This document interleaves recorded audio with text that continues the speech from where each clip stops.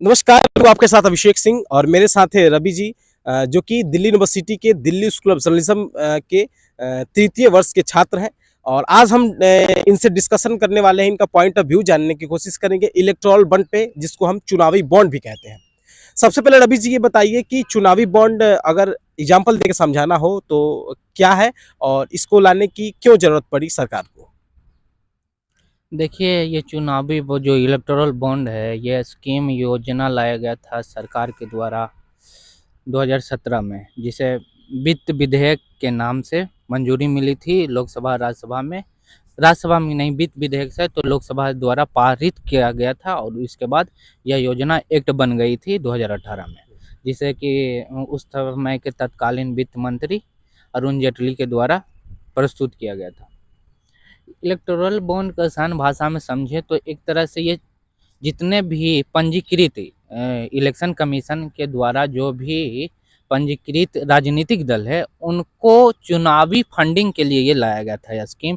और चुनावों में पैसा का जो फ्लो होता है, जो दान किया जाता है, उसमें पारदर्शिता आए और ये जो कि हो, और मतलब भ्रष्टाचार जो होता है, आप देखते होंगे चुनाव के टाइम में बहुत सारे काले धन को पकड़ा जाता है और इनफ्लो किया जाता है कई जगह, उससे कि वहाँ मशीनरी और तमाम तरीके के सरकारी कामकाजों में असर पड़ता है। तो इसके लिए लाया गया था कि पारदर्शिता रहे और सरकारी कामकाज जो ये चुनाव के टाइम पे काले धन का जो बहाव होता है, उससे छुटकारा मिले। जैसे आप समझ सकते हैं, ये स्कीम है जो कि आप एसबीआई के द्वारा आप बॉन्ड खरीद सकते हैं। कोई भी मतलब आप जिस भी राजनीतिक दल में, जो भी पंजीकृत राजनीतिक दल है, उसमें फंड देने के लिए 1,000, 10,000, 1,00,000, 1 करोड़ के बॉन्ड जारी किया जाता है एसबीआई की तरफ से।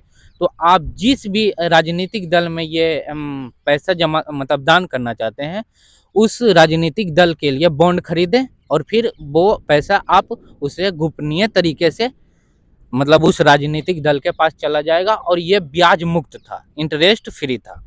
तो इसमें सुप्रीम कोर्ट का जो अनकॉन्स्टिट्यूशनल करने का था विचार, तो वो कह रही थी, वो उन्होंने तर्क दिया कि ये फंडामेंटल राइट्स 14, आर्टिकल 14, आर्टिकल 19 और 21 का हनन है।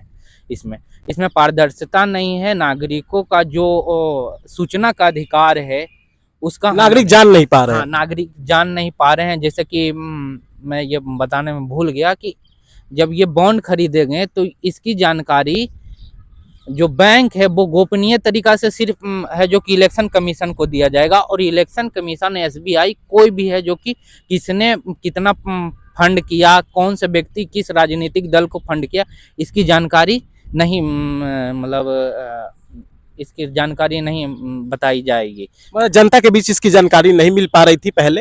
अब सुप्रीम कोर्ट ने कहा है कि आप इसको सामने लाइए। हालांकि एक हफ्ते में आपको 14 मार्च तक इसका डिसीजन भी आ जाएगा कि किस सरकार को कितने फंड दिए गए हैं।